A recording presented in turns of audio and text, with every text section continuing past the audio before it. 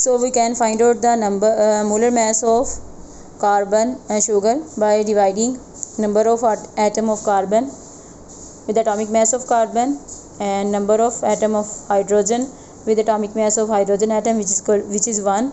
So when we multiply 22 by 1, it will be equal to 22, and when we multiply 12 by 12, it will be equal to 144. And when we multiply number of oxygen atom with atomic mass of oxygen, it will be 176, which is equal to 342 gram per mole.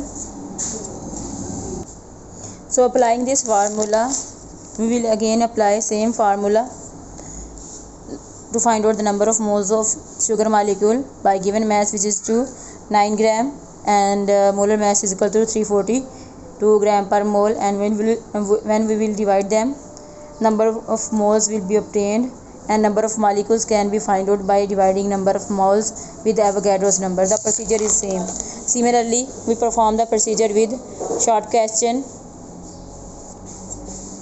17. Which one have more formula units? 1 gram of sodium chloride and 1 gram of potassium chloride.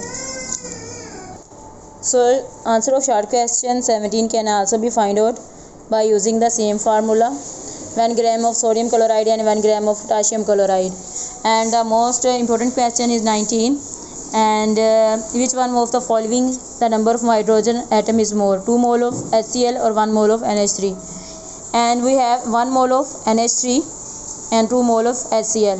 Which one has more number of hydrogen atom? We have to find out hydrogen atom. And you can see here that 2 mole of HCl mean 2 mole of HCl contain 6.02 1 hydrogen atom, and it will be equal to 2 into 6.0 10 ki raised 23 particles.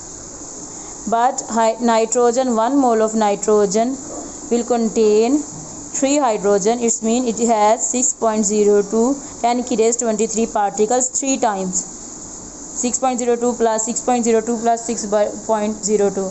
It means 1 mole of ammonia have more hydrogen than 2 mole of HCl, because it contain 1 hydrogen and it contain 3 hydrogen. So overall 1 mole of NH3 contain more particle Avogadro number than HCl, which has 1 hydrogen atom.